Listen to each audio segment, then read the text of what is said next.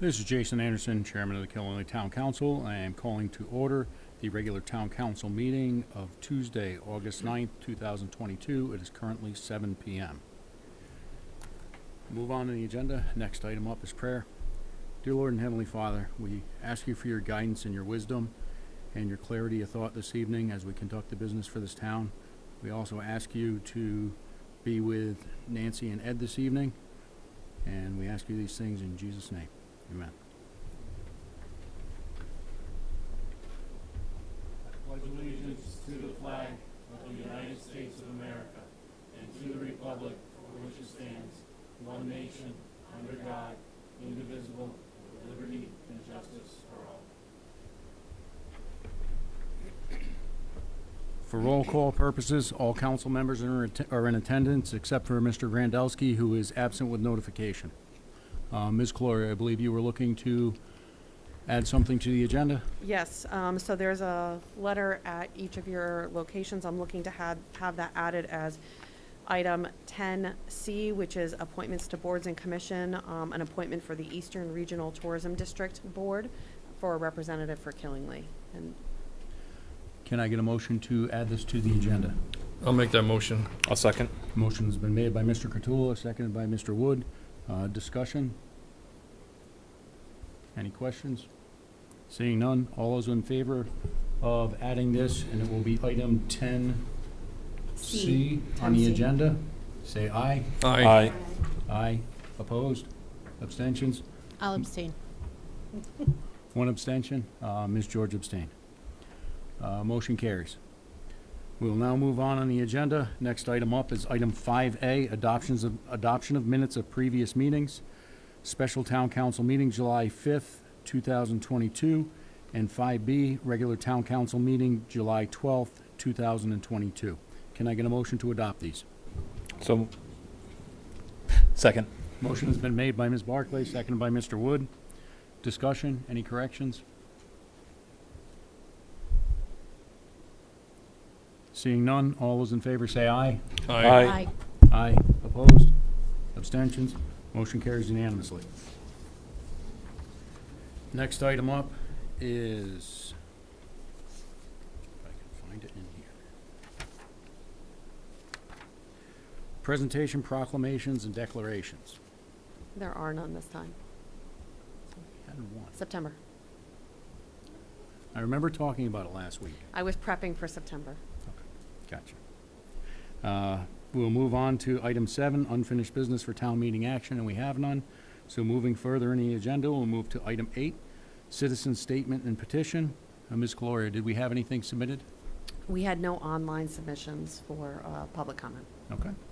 At this time, if anyone in the audience would like to come up and speak, please step up to the podium, state your name and address.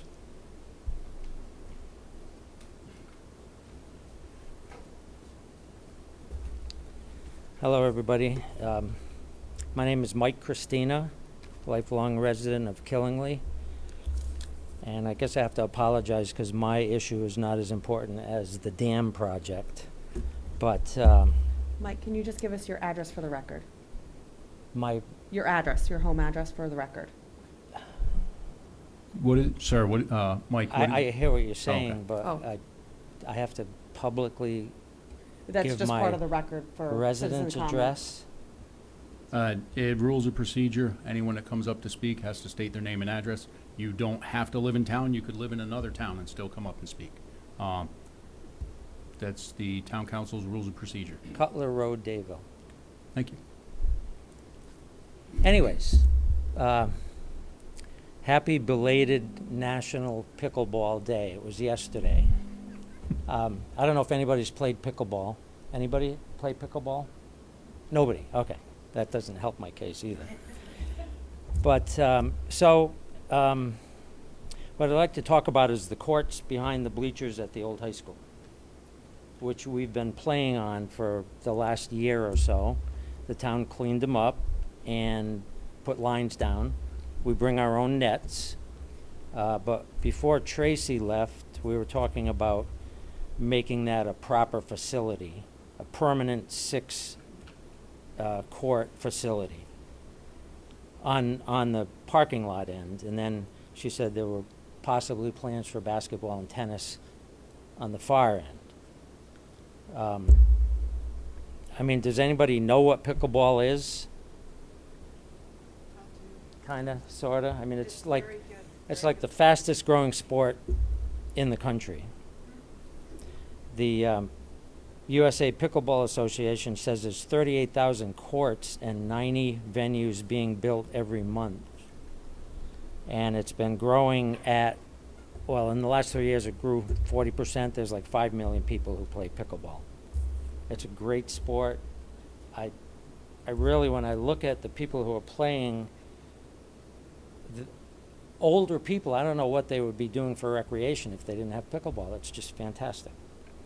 Anyways, like I said, we play on our own nets in Danielson. There's a big group that plays at Bell Park in Dayville over the tennis nets. The town lined those nets. But so before Tracy left, we were talking about the town actually doing it. And today I just want to know, like, who's in charge of that so I can talk to them. And one example I'll give you is the bench over at the court by the bleachers was removed because it was damaged. And I called the town garage, I called the education department, and I called the recreation department, and each one said, oh, that's the other one's venue, you know. We don't know anything about it. So I'm asking, now I got a really quick estimate. This guy came up with a price of $57,000. I know Willimantic did their 6 courts for around $50,000. I think it probably will be less because the surface is very nice over there. Doesn't need much. So, why am I here? Okay. So who do I talk to about this? Who's in charge, or who will be in charge of those courts? Sir, just so you know, the normal rules of I'm procedure. sorry, yes, okay. I'm asking for advice on who is in charge, and is there money? Is there anything in the planning stages? Can private funding be accepted if we get a few charities who want to pitch in?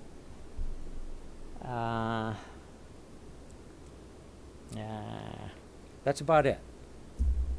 Okay. I Alright. talked to quite a few people in town about it, and I know that court is in a state of flux in terms of who's in charge of it, so that's basically why I'm here, to find out who to talk to. Thank you. Thank you.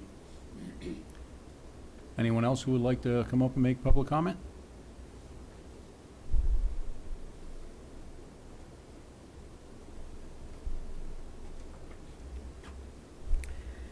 I'm Jane Ryder. I'm at 303 Snake Meadow Road in South Killingly.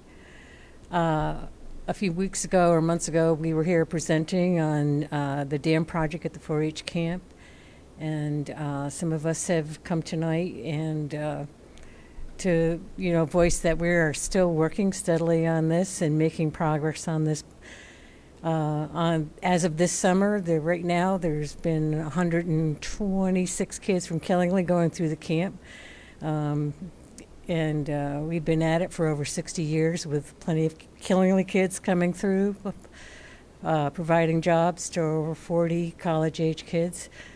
And 36 of the children that are at camp this summer from Killingly have received support either from social services or through our own scholarship program. So, we are part of the community, even though we're located in Pomfret.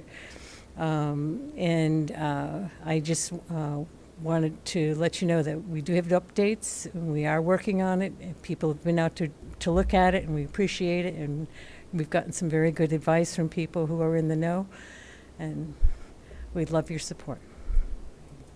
Thank you.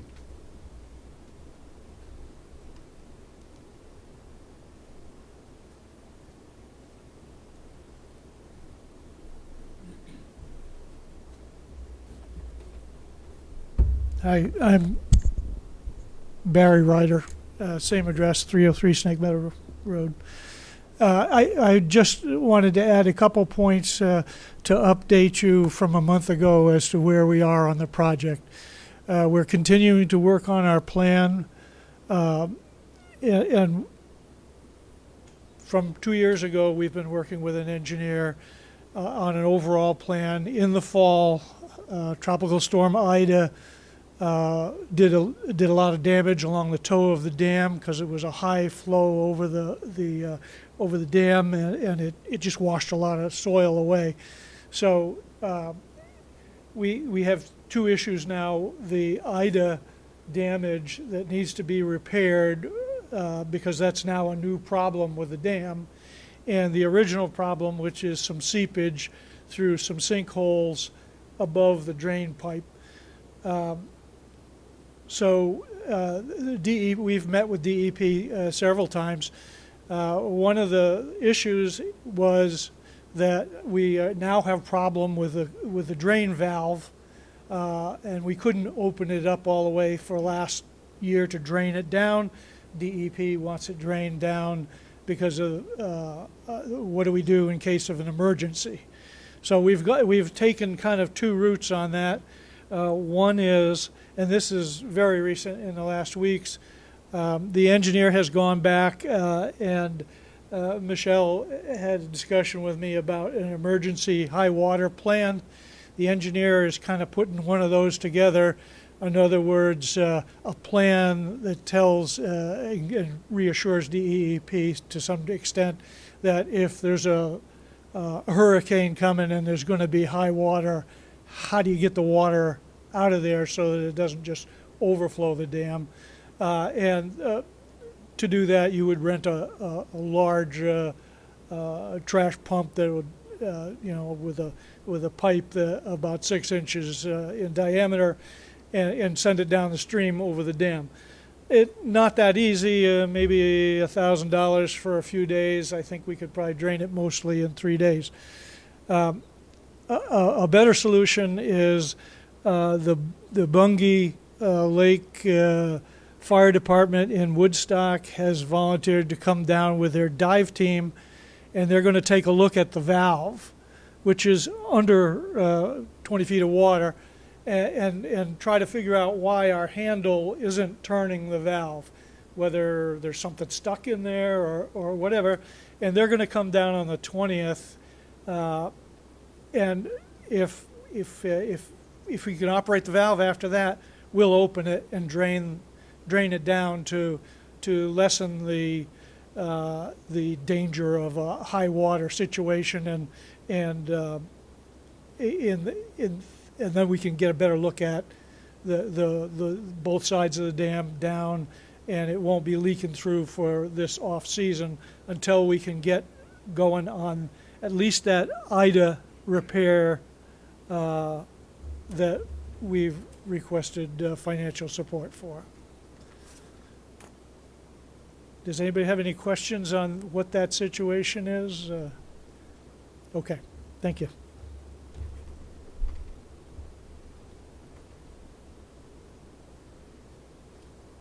Any other public comment?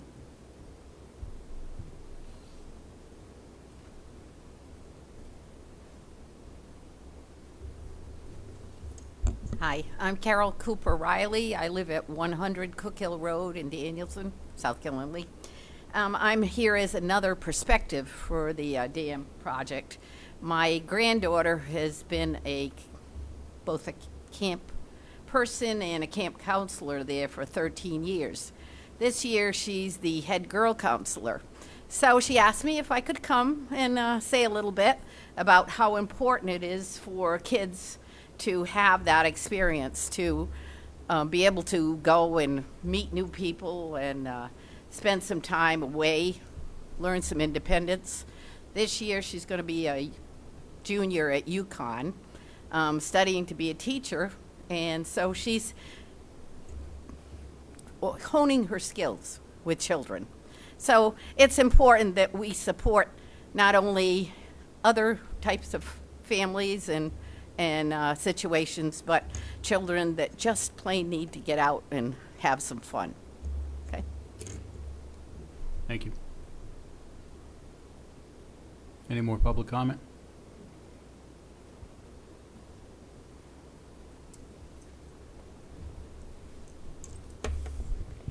Hello, my name is Mike Goulston, 15 Amanda Lane, Dayville. So, like the previous person, my daughter goes to the camp, has been a camper, and now is a counselor. And, you can talk about the nuts and bolts of the project to fix the dam, but if there's no dam, there's no pond. If there's no pond, there's no swimming, there's no boating, there's no fishing. So, we talk about camp, anyone who went to camp, everyone has a warm spot for it. S'mores, singing by a campfire, having fun with your camp friends who are different than your school friends or your neighborhood friends. These kids, I look at my daughter, she has friends from camp, talks to all year long, goes to, different things after camp's over. In addition, she'll be going to Yukon next year. Some of the kids are also going there. So it's a community. I think the camp does more than just a place for kids to go so parents can push them off for a week, and it's better than daycare. It's something that they take to heart, and I don't know how you could even think of it as possibly being anything negative. It's all positive. So it's not just fixing the dam so it's available. It's making it so the camp is still whole and the kids can keep on having the good time that they have every summer. That's all kids. It's inclusive. My daughter talks about kids who come from Killingly, from Putnam, from Pomfret, from further away. The counselors are local kids, foreign kids, exchange students, and this is something that the kids who live in Killingley may not experience other than being at camp.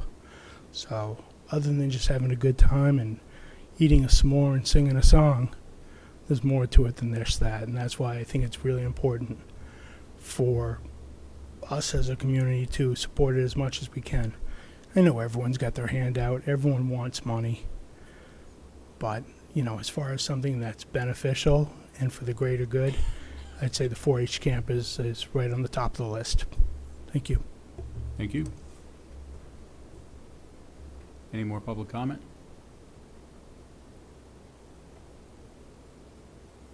Last call for public comment. Seeing none, we'll move on to the agenda. Next item up is council and staff comments. Ms. Calorio, in regards to the pickleball courts, refresh my memory, in the community center renovation project, are we doing anything with those pickleball courts? No, we are not. Okay. However, I will say that we had put in for a capital improvement project to do some renovations to those courts through a LoSiP grant funding. We did not get those started as of yet because we were in the transition phase with our recreation director, which will oversee those recreational areas. So, having gotten him on board, we'll probably look to slate those for probably early spring next year. We were planning on utilizing internal staff to do, some of the work there, to try and lessen the overall renovation cost. They're just slated out right now for the remainder of this construction cycle. So we'll likely look to try and slate it for the springtime. Again, it'll depend on, once we relook at the project, whether or not we really do need to contract it out, the existing conditions, and what we need to get done to that court. We're trying to still make them, the front ones we were trying to do more towards pickleball, but the rear courts are slated to be more multi-purpose and multifunctioning because we do have still a demand for tennis and other multifunctional sports that we want to have access and facilities for. And as far as if a member of the public wants to reach out to someone with concerns over whether it be the pickleball courts or something going on, Owen Bell Park or Davis Park, who would their best contact be? Right, they would reach out to the recreation department and reach out to the rec director, and if they do not, if they're unable to get a hold of that person or don't get a resolution, they can always reach out to me. I oversee all of that, so they would definitely can reach out to me, and we can make sure we get the right people in the room to get through and problem solve whatever that might be. Okay. And I'll look at whatever the benches, this is the first I'm hearing that benches were removed because of damage and whatnot, so I'll reach out to Bucky and to the parks crew to determine kind of what was the plan Okay. on that and to figure out how we can resolve some of that. Because the courts themselves at Westfield Avenue are currently in the town's control and possession. They are no longer Board of Education property, so we do oversee them, we manage them, so that would be our Parks and Recreation Department. Okay. So I will do that. And just to segue into the 4-H comments, that application is back on the fiscal subcommittee agenda for next week. So there were several applications that we were trying to bring back, we were getting more information on so we could bring back to the fiscal subcommittee. I've now gotten all of the information on those various proposals for the other applications, so fiscal subcommittee is next Tuesday. We will be looking, the 4-H one is on, will be on the agenda for the fiscal subcommittee to review again, and then make recommendation to the town council for the council to potentially be able to act on that at your September meeting. Okay. All right, thank you. Any other questions, comments from council staff? Mr. Wood? Yeah, I just wanted to, say I continue to be impressed with the 4-H camp and the great work that they do. One thing that I never went there and I didn't know a lot about them until the presentation came. I just knew they were doing great work to begin with our local youth. But to know that they continue to give scholarships, even going through the hard times that they are going through, and $30,000 is not a small amount of money. And that's part of what they've given to Killingly residents just within the last, I believe, year or so, if I remember correctly. And then again, another 46 kids have been supported.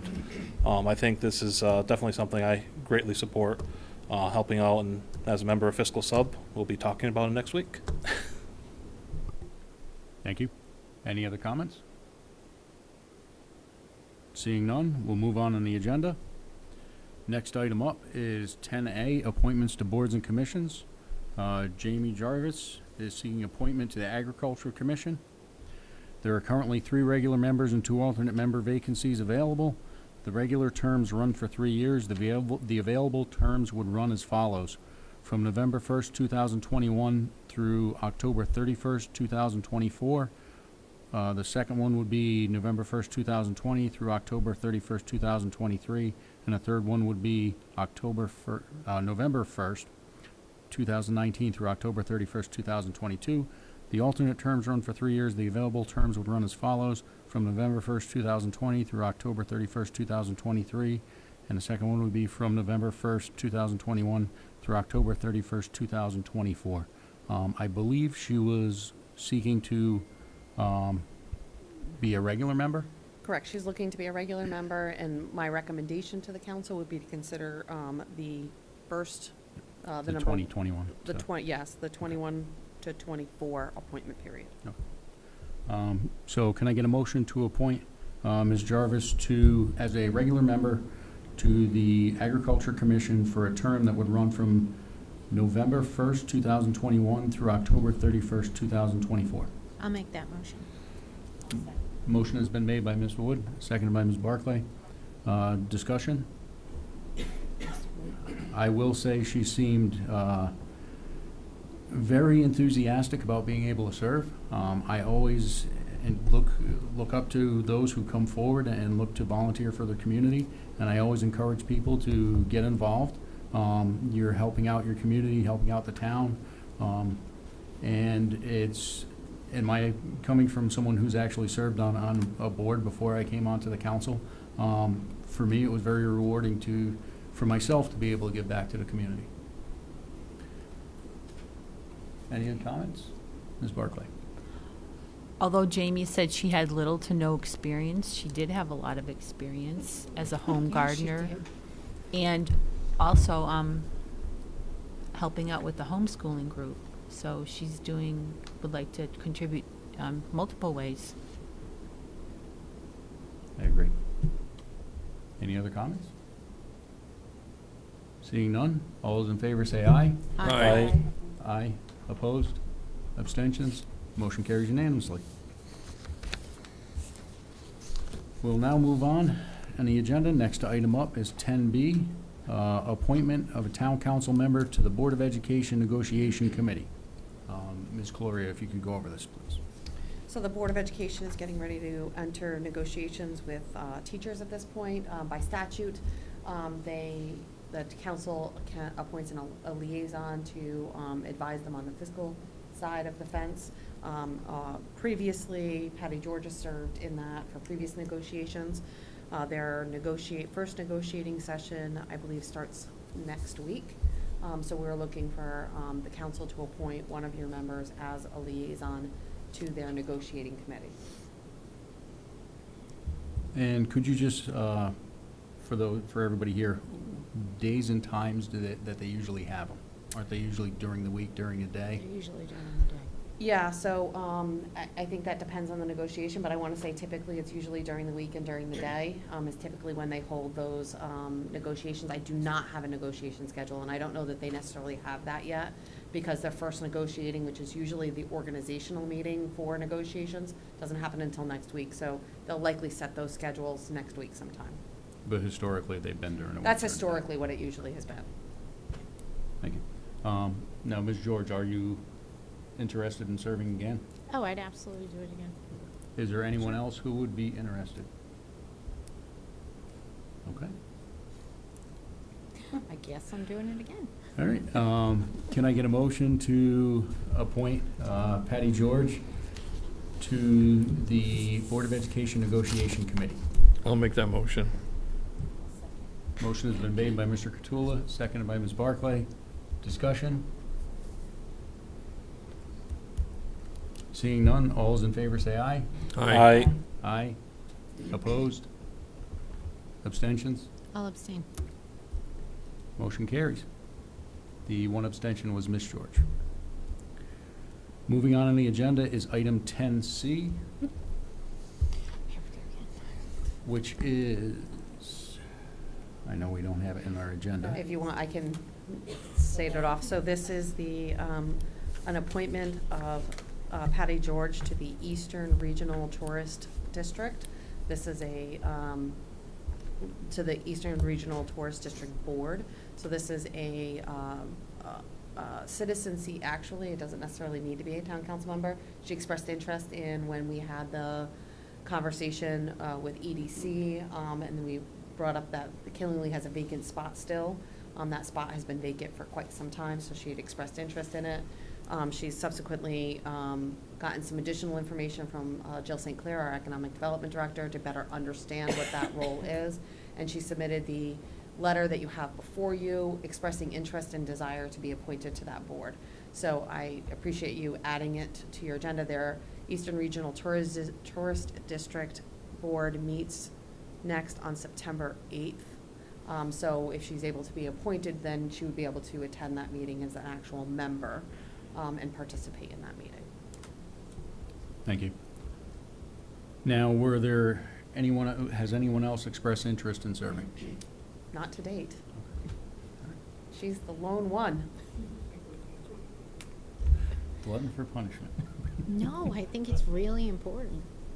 I agree. I will entertain a motion to appoint Ms. George to the Eastern Regional Tourism District Board. So moved. Second it. Motion's been made by Mr. Wood, seconded by Mr. Catula. Discussion? Just out of curiosity, how long has this been open for? A very long time. That long, Since huh? when I was a finance director. Like, I don't know that we've had necessarily a seat, somebody acting in that role. I will say, since Jill's been on board, and prior to that, Elsie attended these meetings, and they helped advocate for Killingly. Jill is actually the board member representing Canterbury, but with that, they know that she's, she also has a lot of voice for Killingly as well, but it'll be nice to have a Killingly resident filling that role. Thank you. Any other comments? Seeing none, all those in favor say aye. Aye. Aye. Opposed? Abstentions? I'll abstain. Ms. George is the one abstention. Motion I've carries. never abstained the whole time. Moving on in the agenda. That is true. 11A, reports from liaisons, Board of Education liaison. They haven't been having any meetings, so we do not have a liaison. I also believe the borough did not meet, so we do not have a liaison report from the borough as well. Yes. When are we getting summers off? You would have to vote on that when you do your organizational meeting. We gotta wait a couple years. Next on the agenda is item 12, discussion and acceptance of monthly budget reports. Can I get a motion to adopt the summary report on general fund appropriations for town government? I'll make that motion. I'll second. Motion has been made by Ms. George, seconded by Mr. Wood. Discussion. Seeing none, all those in favor say aye. Aye. Aye. Opposed? Abstentions? Motion carries unanimously. There is no There report is from the Board of no- Education. So item 12B, there is no report to discuss and accept, so we will move on to item 13, correspondence, communications, and reports. Ms. Colorio, could you go over the town manager's report? Yes, so the first thing I brought to your attention is that we are officially declared in a stage 2 drought at this moment. They have not expanded that yet, but we're monitoring that on a regular basis. So I gave just the guidelines, which is reduce your outdoor irrigation watering. If you're planning on putting in a new lawn, probably now is not the time to put that in. And just overall look at your water use. If there's ways to reduce your water use, now would be a good time to implement that. I gave the website so you can see the day-to-day conditions and how it's being monitored. So we monitor that regularly. We held the Household Hazardous Waste Collection Day. It was very successful. They had 268 vehicles that came through. I haven't gotten the tallies yet of exact weights of all the different product that was brought in, but from talking to the individuals that staffed it, they said that it was a lot of paints and petroleum products. There were still some collection of mercury. So we did see some mercury that came in on that disposal. So that's really good to see those things come in. So very successful event. The next one is just to, we're formally announcing that our tomato festival that we've held every September is going to still happen. It's just going to be rebranded. It's got a new name, Celebrate Killingly. So with that event, as with every event, we look at them and determine, what's our mission and goal with it. And we kind of have segued away from celebrating tomatoes for quite some time now. And so we really want to call it what it is, right? And so we're looking at how we celebrate Killingly. And so I gave you the website for the event. They're still looking for any vendors, any craft vendors, KBA members, and even there's a tab for volunteers. If anybody wants to volunteer, you can go on the website, fill out the forms, and submit it in. Our recreation department or respective agency will be in contact with those submissions. But it's going to be a great day. It's going to look the same, right? So we're still going to have all the nonprofits and the farmers market and the craft vendors. We're hoping to be able to have some more of our boards and commissions be able to have booths there as well, so that way maybe we can get some more word out about what the commissions themselves do. So we're really trying to make it about all things Killingly. So so it's just a name change and a logo change. Really, that's what it is. But check it out if anybody out there is a craft vendor or another vendor, or if you want to volunteer, you can go to the website, click the link, and follow those along.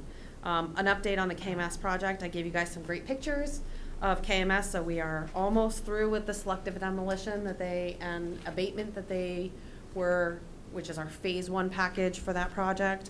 The last 2 pictures I gave you is the actual demolition of the 2003 portable classrooms. So that portable classroom deck is now gone.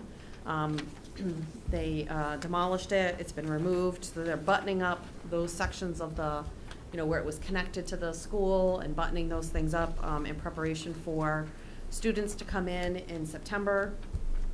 They're buttoning up some of the flooring as they did some of the abatement. They found some cracking or swelling of some of the flooring that they have to just level out and clean up before kids get into the school. Everything will be sealed, so the floors will be, sealed. It's not, everything will be in a fine shape for our kids to come back in. 4th grade is all set to come into the Westfield Avenue. That back wing has been outfitted for our 4th grade classroom to come into the Westfield Avenue building. So we're doing well with that. We're well into final design phase now with the KMS project, and we're looking at putting out bid packages for construction in October. So we're on schedule so far with that, which is great. I just wanted to give everyone an update. So with the with regards to our law enforcement, so under the police accountability bill, it required accreditation of all law enforcement units, and what they defined as units didn't necessarily describe our law enforcement agency. So when the bill first went through, we immediately reached out and said, how are we going to be treated? Do we need to be accredited outside of the state police, because we are under the state police? We have to follow all the same SOPs as the state police. So how do we get treated? And we were initially told, you fall under the state police, so their accreditation applies to you guys. It's all fine and everything. Just about a few weeks ago, Post Police Officer Standards and Training Council came out and said, no, you're considered a separate law enforcement unit and you have to be accredited. And so we've been given our review date for next July, so we have to pull all of our stuff together to be able to pass that accreditation review next July. So one of our staff members has attended the accreditation training. I'll be going on the 30th to the training module as well. A lot of it, we basically have to reference state police policies on the handling of a lot of that, but we have to it's just a matter of we got to create the binder. It's a documentation process on it. Some of it we just have to, fold in our current written policies into that book to kind of round it out. So, but it still may require some additional, policies that we have to get through, but it was just kind of a last minute switch that they, all of a sudden decided they didn't want to define the law enforcement unit that way anymore. So we're going with the flow. We received a notice from Eversource that they're going to be doing, and they have filed the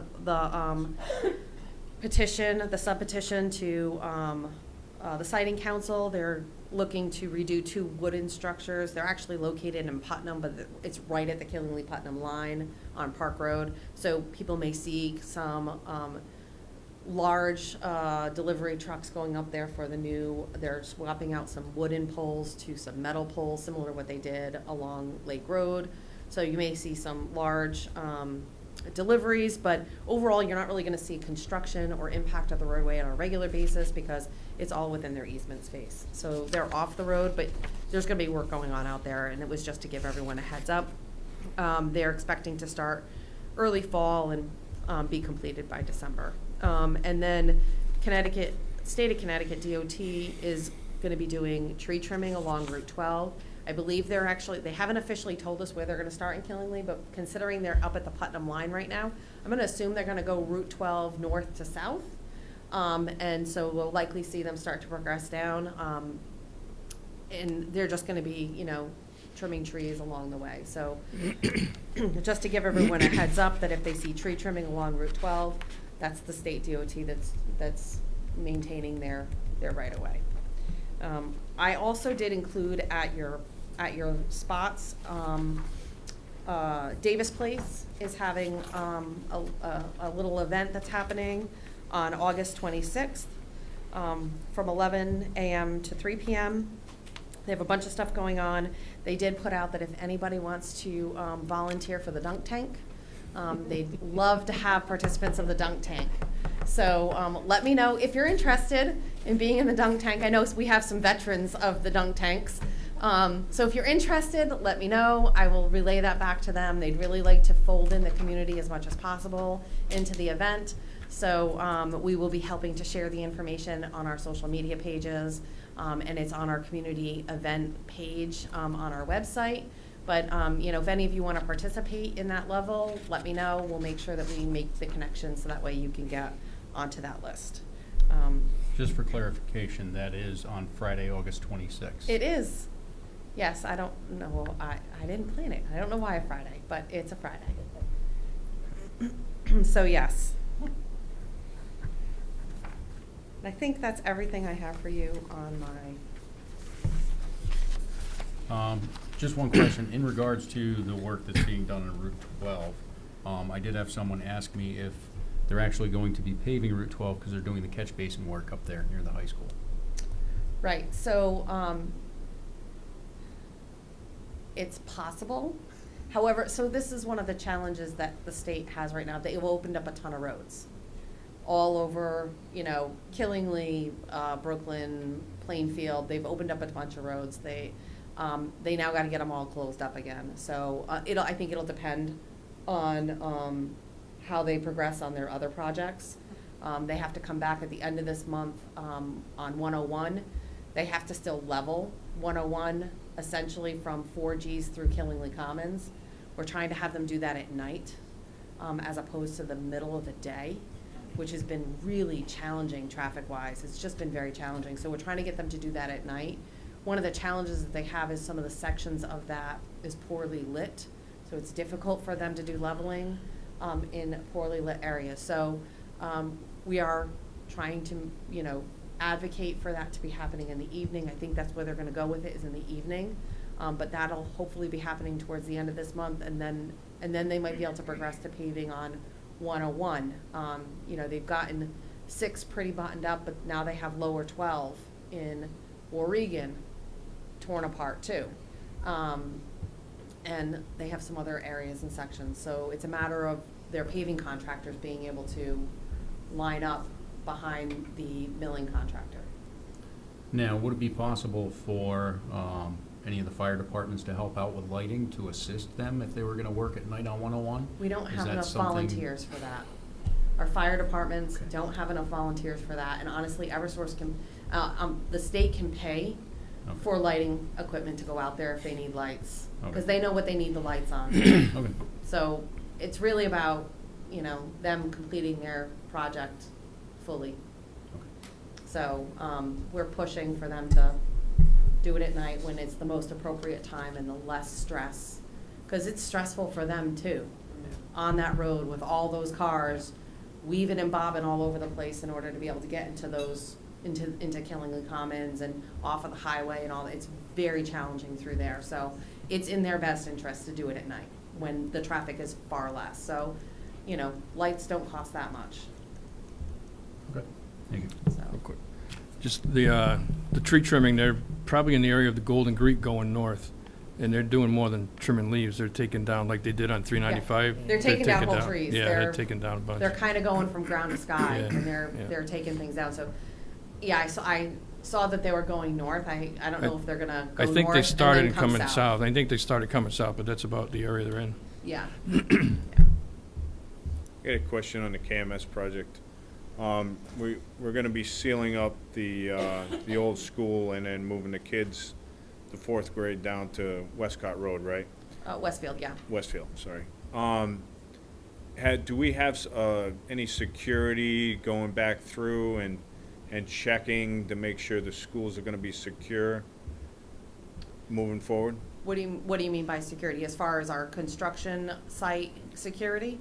No, I meant for if anything should happen.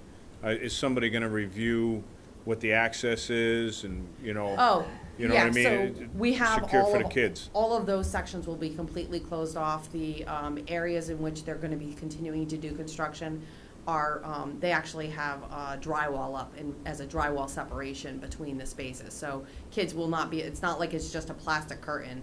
Kids aren't gonna be able to gain access to that whatsoever. So yes, security is a high priority. Yep. In making sure that the site is completely secure and the students are secure and safe in their locations as well. So yes, that's all part of that buttoning up process. Probably a rhetorical question, but we've done core SOAR checks on everybody. Yes. That's the construction? Yes, they're required to have that all done. Yeah. Mr. Wood? Thank you.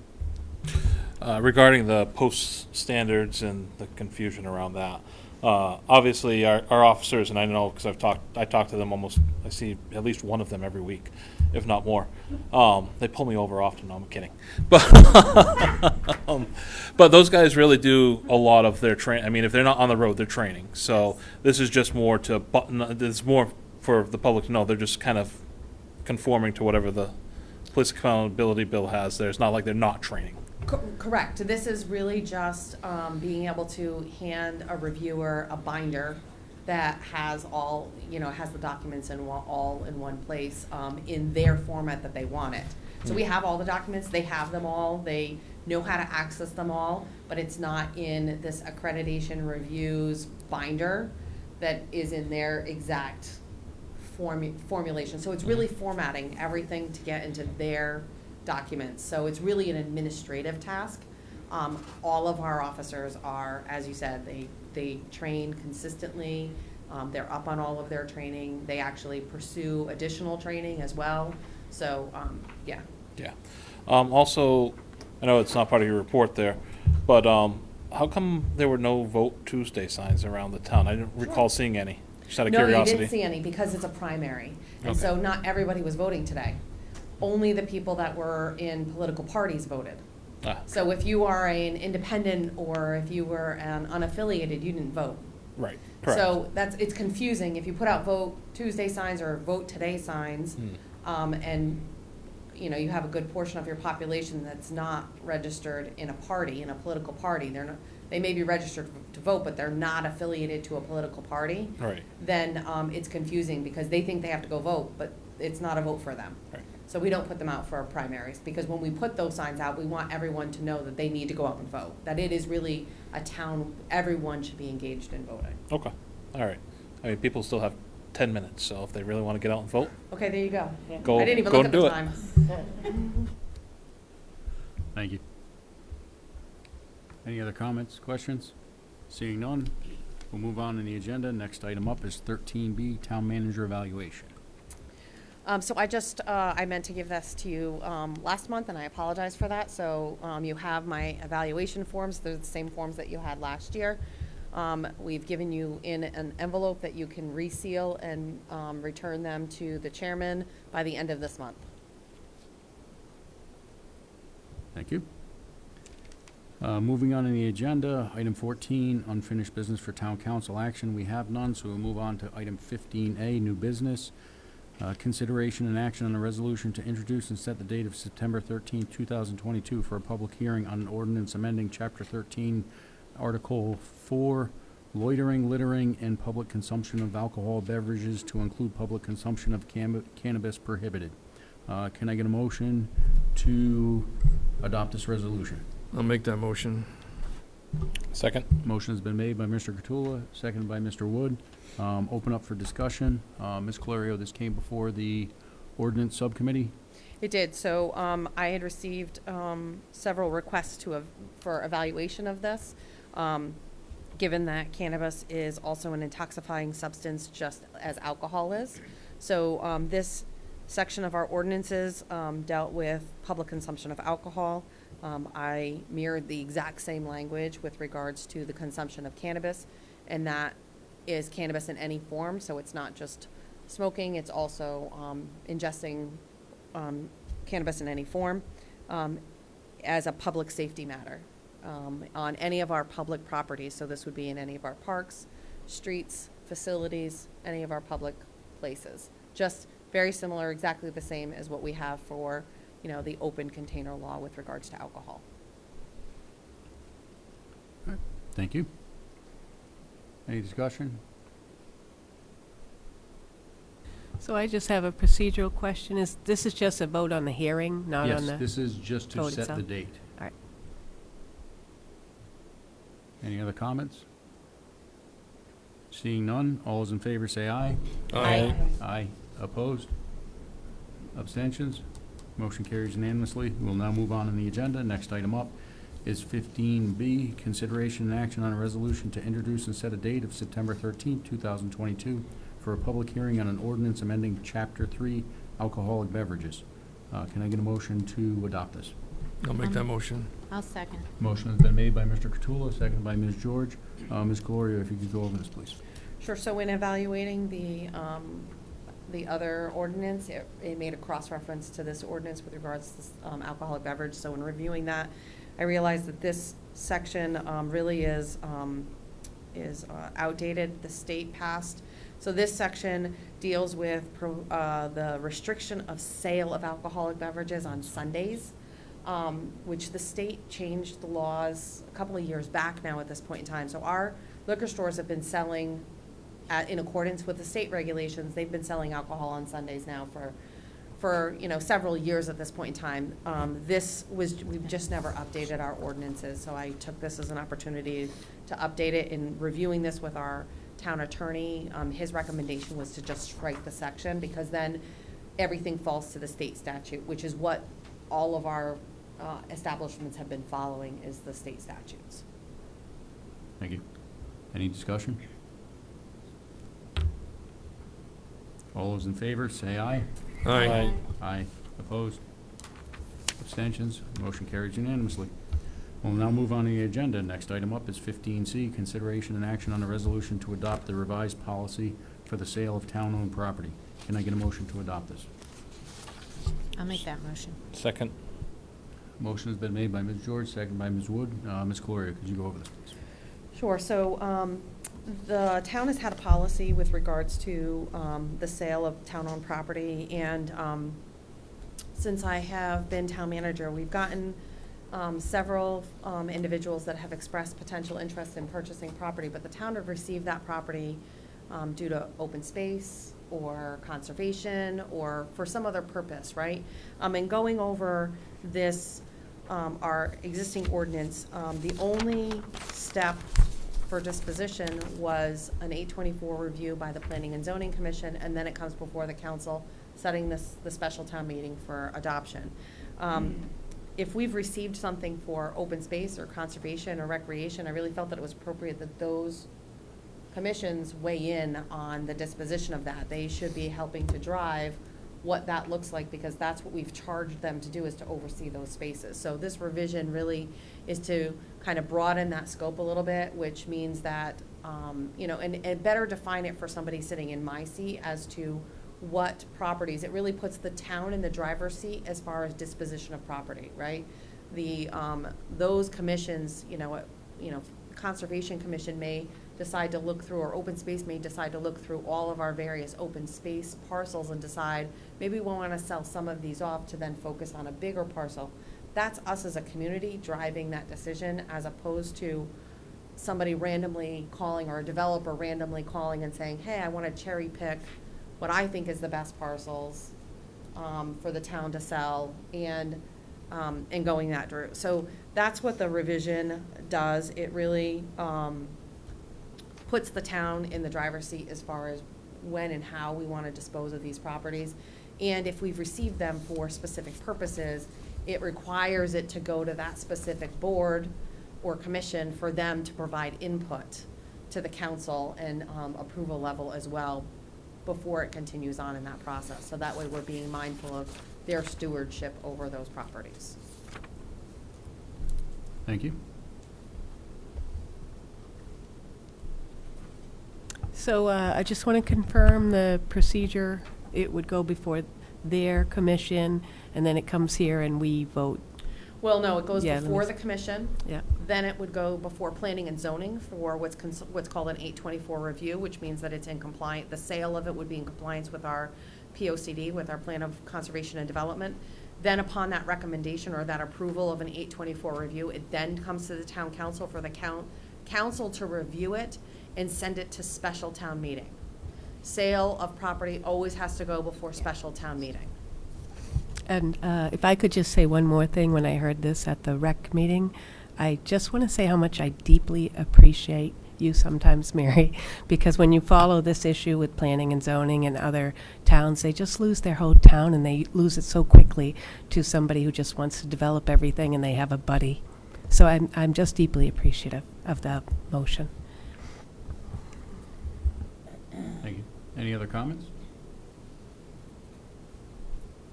Seeing none, all those in favor say aye. Aye. Aye. Opposed? Abstentions? Motion carries unanimously. We'll now move on the agenda. Next item up is 15D, consideration and action on a resolution adopting the State of Connecticut Statute Section 8-20 regarding zoning regulations for accessory apartments.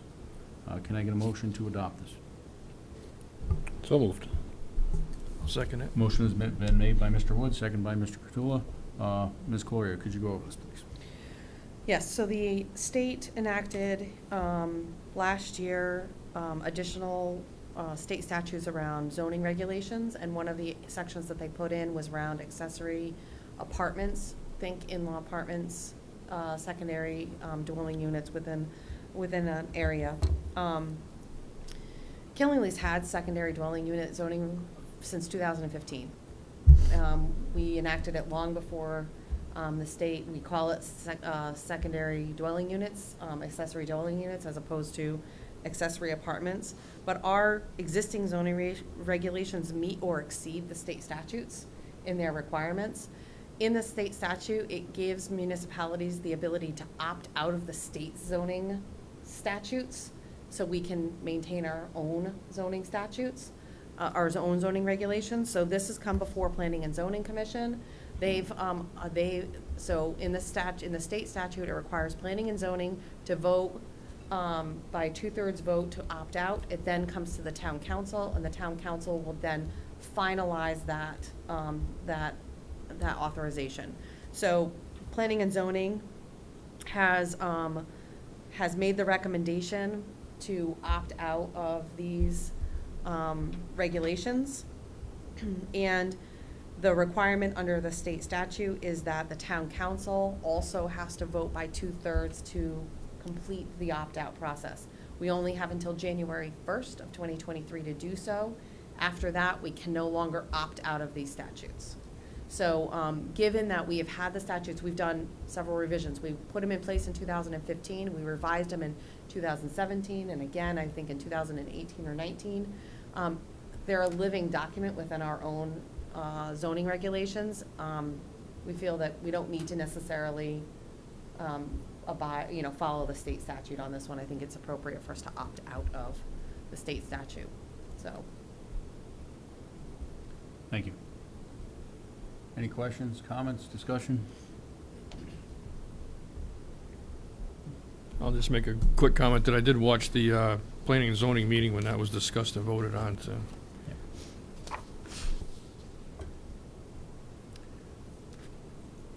Any other discussion? Seeing none, all those in favor say aye. Aye. Aye. Opposed? Abstentions? Motion carries. Next item up on the agenda is 15E, consideration and action on a resolution authorizing the town manager to execute a contract with Connecticut DEEP for the Urban Green and Community Garden Grant Program. Can I get a motion to adopt this? I'll make that motion. I'll second it. Motion's been made by Ms. George, seconded by Mr. Cottula. Ms. Gloria, could you go over this, please? Yes, so the community gardens program, they submitted for a grant to do some improvements to the community garden that's located over at Westfield Avenue. They want to extend some additional paver areas in order to be able to make some of their gardens more ADA accessible, buy some additional tools that'll make things a little bit easier on them in managing their plot, and put in some additional plants that's through that area, pollinator area. So they've been awarded the grant, and it's a matching grant, but the matching side, the grant dollars are going to be used to purchase all of the materials. The matching side is strictly labor. So it is volunteer hour labor. So we're not dedicating any financial resources to that. It is all labor. The grant, in order for us to receive the grant, They sent a required resolution in language for the town council to approve in order for us to receive the grant funds for them to purchase the equipment and purchase the materials. So that's what's before you is the resolution language that they require for this. Deep likes to do that. They like to have their own language and their own resolution regardless. Because typically a grant like this wouldn't necessarily have to come before the town council because we don't have an expended resource on it. It's all in kind. But it's deep.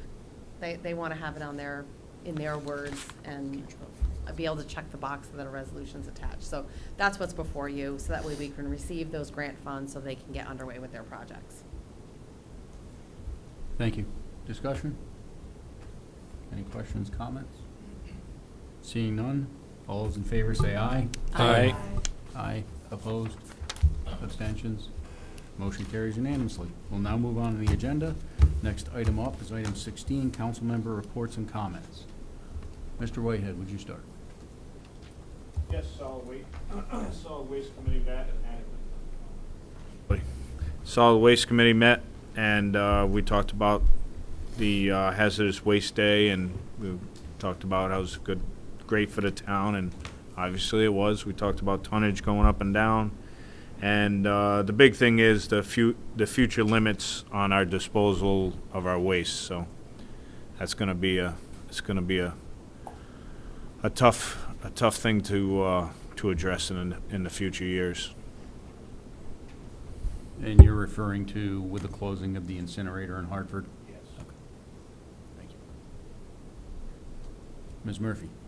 I did not attend the WPCI, or that was those initials. And the garden club, they talked about the grant, I think that Mary's talking about. And they asked about the corn, and I have an answer for them. They were curious about the school and the ag commission, the ag group in the school, and what they do with the corn, and if there's funding. And so Mary got that answer. And they talked about their groups, and they talked about participating in the Killingly celebration, Old Tomato Festival. Thank you. Mr. Wood? No report. Mr. Cottula? I met with the solid waste, as Mr. Whitehead's already reported on that, and permanent building committee, what Mary updated everybody on the construction progress. And You can tell them about Westfield Lab. oh, that was what they interviewed 2 firms for the construction manager at risk position, I believe it was, that they hired Downs Construction, who was doing the KMS project. So it'll be hopefully a nice, smooth, even communication between both projects. Thank you. I attended the planning and zoning meeting on the 18th, where they had voted to, we discussed it earlier, to opt out of the state zoning regulations for the accessory apartments. They also were talking about, they're going to do a review on the 5 Mile River Overlay District. The Inland Wetlands Watercourse Commission did not meet. They didn't have enough members. Well, they don't have enough members for a quorum to have a meeting. Ms. George? I attended the Conservation Commission meeting, but we had that presentation last week. So we have Board of Ed meeting tomorrow night. There is a public hearing, and that is about one of the alternative programs they talked about besides the health clinic. And that's at 7 o'clock here. Thank you. Ms. Wakefield? I went to the Rec Commission meeting. They've been pretty busy. It's summertime and the parks are getting a lot of use. The Run for Ryan went well. They're supportive of that, because I remember when I ran cross country, that was our home course. So I'm very familiar with the back trails of Owen Bell. The Tree Wardens Association actually donated a tree, or will be donating a tree, and it will be in planted at Owen Bell in Ryan's memory. Mary was there, like she presented, or on that particular item. The summer production of James and the Giant Peach and the Fantastic Mr. Fox went really well. We are pushing that building right to the absolute limits because I guess there was an issue with one of the outlets and the lights are running. Once they're dead, that's it. There's no replacement bulbs. So I mean, we're running it. And you weren't We'll there. make it all the way. We'll make you it. weren't there, but at the end of the night, all of a sudden, Anthony looked up and there was something leaking from the air conditioning. So At least it worked, though. it works. So we're running that building right to the edge. So instead of a regular fall show, which was something rather macabre sounding, we're going to do a Quiet Corners Got Talent. It's been out there on social media. This year, they're focusing more on singing. If it goes well, they're looking to expand it to other things like dance or whatever kind of talent you might have. They actually have professionals that will be giving pointers to anybody that's and what they're hoping to do is whoever wins will be able to sing their song at the September 30th event, which is Killenly's Wild Night Out at Owen Bell Park with all sorts of convertibles. It doesn't matter what kind of convertible you have, whether it's a Jeep or a Mustang or whatever. It's a convertible. You can show your car, and there's going to be vendors and all sorts of other stuff. Does a motorcycle classify as a convertible? It's got no top. 4 wheels. So that's September 3rd. That's September 30th. They talked about celebrating Killingly. So they're looking to rearrange the park a little bit. If you used to just kind of just everything. So one side of the park's going to have all the concessions, and the other side's going to be this. And then of course, the farmers market will be down there as usual. They were talking about their summer programs, Toddler Tuesdays, their fitness classes, and all of their sports camps were well attended and ran well. Their fall programming, they're currently working on it. There's been some notices on social media looking for volunteer coaches for the youth hoop. Of course, right now they're trying to find gyms in order for all these teams to actually practice.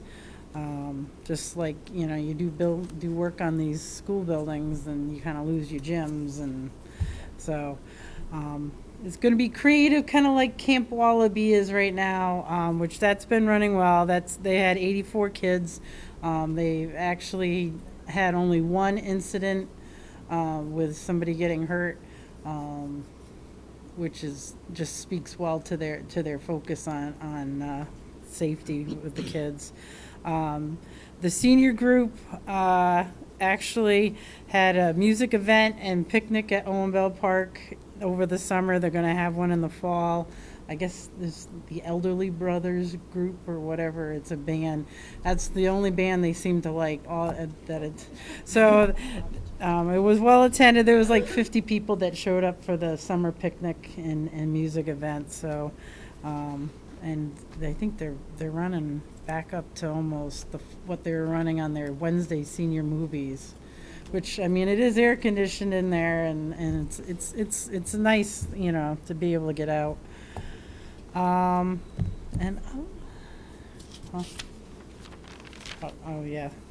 Oh yes, and then this Thursday is actually the very last, because they postponed. Last Thursday was supposed to be the last concert, but because of the extreme heat, they postponed it to this Thursday. So it's the last concert at Davis Park is this Thursday. And other than that, Isn't it second Saturday this Saturday also? second Or is that- Saturday is this Saturday. Killingly Business Association. That's is doing- KBA. Yeah. This Saturday, this coming Saturday, and they also have a food truck festival that they're doing on August 20th. KBA is doing that. That's over The in Brickyard. Yeah, in Brickyard the, area. The future parking Brickyard. lot over by the former Imperial Room, so, they'll be doing that, and then we'll get ready for Celebrate Killingly. We got a lot of weekend stuff going on. Yeah, good. A lot of people going too. It Well is. attended. Ms. Cleary, one question, just to circle back a little bit here. The gentleman, Mike, the first person that came up and spoke about the pickleball courts, if someone wants to donate to the town towards something like that, my understanding is that they can, and that money can also be earmarked for that that specific project. Absolutely, right, yeah, so if we receive donations for a specific project, it actually goes into the outdoor trust. And, for recreation purposes, it goes into the outdoor trust, and then we can expend those donations on that specific project. Okay. All right. Yes. Thank you. And Ms. Barclay? The Housing Authority meeting was canceled because they didn't have a quorum, and Jason reported on the planning and zoning. He attended for me because I had to work. And that's it. Thank you. Moving on the agenda, next item up, I believe, is executive session, and we have nothing for executive session, so I will entertain a motion to adjourn. So moved. Motion has been made by Mr. I'll Wood. second. Seconded by Ms. George. Discussion? All those in favor say aye. Aye. Opposed? Abstentions? This meeting is adjourned.